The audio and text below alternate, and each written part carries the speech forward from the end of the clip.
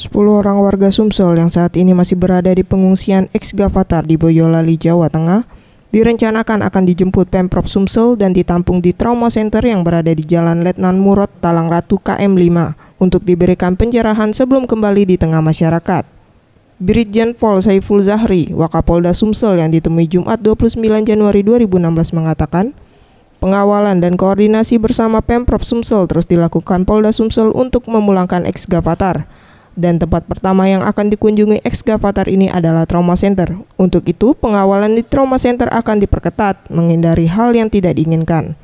Kita akan koordinasi dengan Pemprov dan juga akan melakukan pengamanan dan juga pengawalan terhadap ex-Gavatar ini.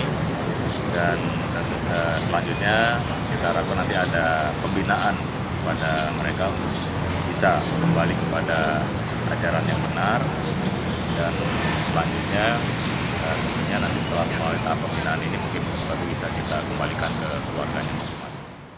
Menurut rencana ex-Gavatar asal Sumsel ini akan tiba di Palembang pada hari Sabtu 30 Januari 2016 yang sebagian besar beralamatkan di Kalidoni.